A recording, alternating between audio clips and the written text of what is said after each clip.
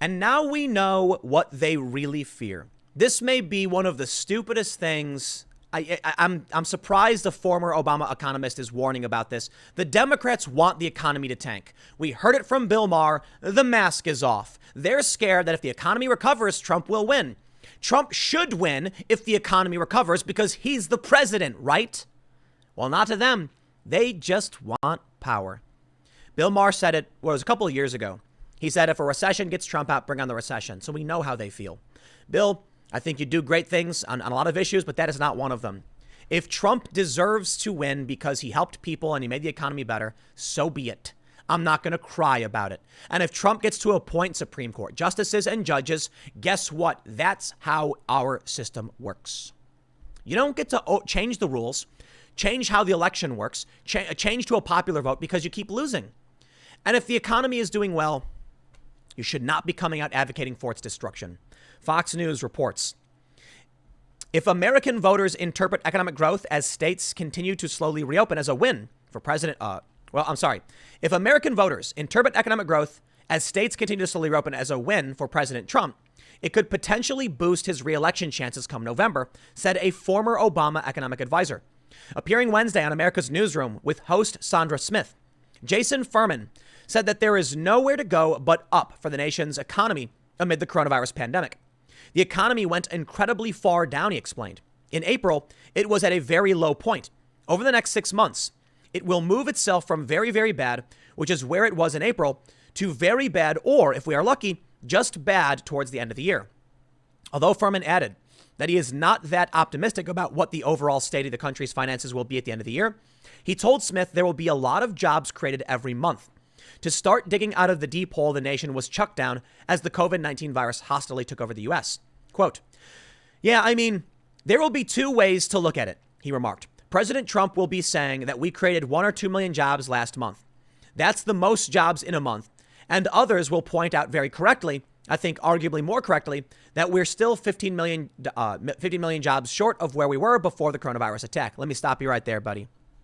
No, Trump's not going to go, we made 1 million jobs. It's fantastic. Trump's going to go, earlier this year, we had a record economy, the best economy. We had lowest unemployment. The pandemic hit, and it took these jobs away. We worked very, very hard and brought these jobs back. Not all, but many, and we will continue to do the right thing. You can trust us. If Donald Trump brings back 1 million jobs, did anyone expect him to bring back 15 million? He's not going to just come out and say, look, we made jobs, so you can come out and say, yeah, but you lost more. He's going to come out and say the pandemic cost us these jobs. The Democratic governors cost us these jobs. I think people in these states, look, I live in New Jersey. I've seen what the governor has done. I'm leaving. 100% leaving. Look, man, when you live in Jersey, you're close to Pennsylvania and you're close to New York. Well, I'm close to Pennsylvania. I'm done. I'm out.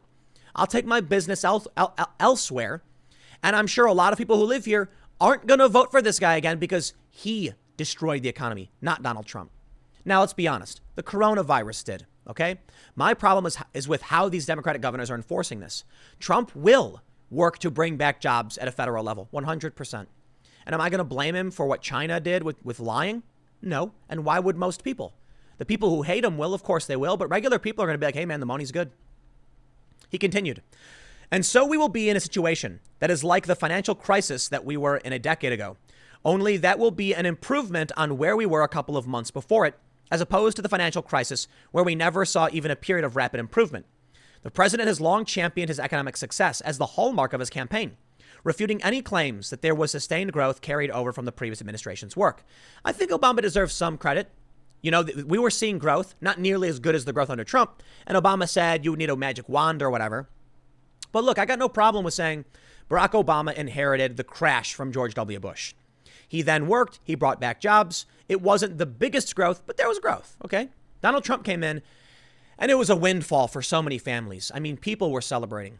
What you need to consider now, though, OK, regardless of Obama, regardless of Trump, is that many of these jobs that were lost will not come back. That's it. There were some studies, 100,000 businesses have already permanently shuttered. They're gone.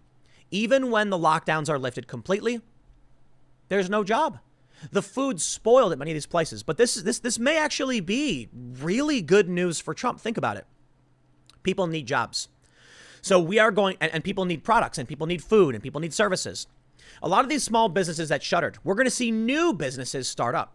Unfortunately, for a lot of people, they lost their livelihoods. One of the reasons I'm mad. They lost their dream. The company they started, they lost it. Yeah, I'm not happy about that. But I think we are going to see a rapid and explosive demand for goods and services, which will result in all of these empty storefronts being bought up at low rates, new businesses emerging, a lot new competition. I think it'll actually be, after we recover from this completely and we get unemployment back down to where it was, I think everyone's going to be a lot better off than before the crisis. New jobs, new competition, new rivalries, that will lead to new innovations and new products, and people will find new lines of work. People have moved around the country. People have lowered their costs in doing so. And I think it can ultimately be really great. I'm not saying that what happened was good. No, just quite the opposite. It was horrifying. It was a golden age, man. I can't tell you how many people I talked to said things were going really, really well. Then this happened. Well, now we can see exactly what they're worried about. If it's true that we're going to see a rapid explosion and things will be better than ever, I mean, this is just great news for the president. The lockdowns are lifting now, all right? So that means in a month or 2 months, people could be experiencing good things. And the president's going to be coming out and saying good things and working towards fixing the economic problems. I think people are going to point the blame on the lockdowns with the governors. And I think at the very least, you can argue, why would anyone blame Trump for a virus? And why would anyone blame Trump when he didn't have the authority to shut down these states anyway? Some people will. I get it. Most people, I just don't see it. Furman gives most of the credit to American businesses and workers. Quote, the most important thing is what we do to strengthen the economy going forward, and just pretending everything is perfect, I don't think is a good strategy to make everything as perfect as we would like it to be. But returning to a sense of normalcy will certainly not be easy for companies, employees, and presidents alike. Financial crises are of long, grinding, slow recoveries. Natural disasters. The economy snaps back very quickly. This is a combination of the two, Furman pointed out. It's a little bit like a natural disaster. So you'll see some of the snapback. It's a little bit like a financial crisis, long and grinding. And by the way, how well we do depends on what we do. I mean, if we don't do any more policy, we're going to be in a bunch of trouble, he urged. We need to pass aid to states. We need to help people who have been most impacted. We need to stay at it and not assume everything would be fine, he concluded. So the data would say, don't worry right now. But when you look at the depth of the hole we're in, a lot more is needed from policymakers than what we've seen to date. Well, I can't tell you what exactly will happen, but there's a lot of factors that play into how this election will turn out come November. I've talked quite a bit about mail-in ballots, the potential for fraud. Look, the president's calling it out, and I got to say a fair assessment is there is a real potential for voter fraud. And perhaps then the economy doesn't matter. But the Dems are worried that a snapback would be very, very beneficial to Trump, which makes me question if they're going to come out and just say it. Yeah, Democrats are worried the economy improves. Then what does that say about Newsom, Cuomo, and Murphy in New Jersey? Think about this. On May 6th, Andrew Cuomo showed us a slide that said 66% of new hospitalizations are people who are staying home. If he knew this, why does he insist on keeping all of us locked down into June? Like they want to keep us locked down forever. Why did Phil Murphy of New Jersey and Garcetti of Los Angeles say, we won't be able to reopen completely until we have a vaccine? It makes you wonder the advantages they get if they force mail-in voting. At the very least, if we ignore fraud, they're hoping for a larger voter turnout to boost their chances of winning. So is it fair to say that Cuomo, Murphy, Newsom, and Whitmer are locking down to try and force voter turnout in their states? No. You know why? Because that would be speculation without evidence. However, in my opinion, is it more likely than not? In my opinion, I would say it's greater than chance. That's exactly what they're doing. But I don't know, man. I think it's silly that they want to change the rules at the last minute. I think it's completely absurd they're ignoring the science. But what else could a regular person conclude? If study after study says that the lockdown has actually hurt, and we have them now, if the CDC is being asked to investigate why locked down cities are still getting infections and Cuomo knows it's because of the home, what are they doing? What are they doing other than making the problem worse while simultaneously their party advocates for mail-in ballots, which conveniently would only be viable if there was a pandemic going on? Based on what we see here from this former Obama economist, if we lift things, what happens? no mail-in ballots, massive economic recovery, and then in all likelihood, Trump wins re-election. That's crazy to me. It's a crazy thought that they would do this. But I don't think it's a conspiracy. I really, really don't. I think it's a tendency.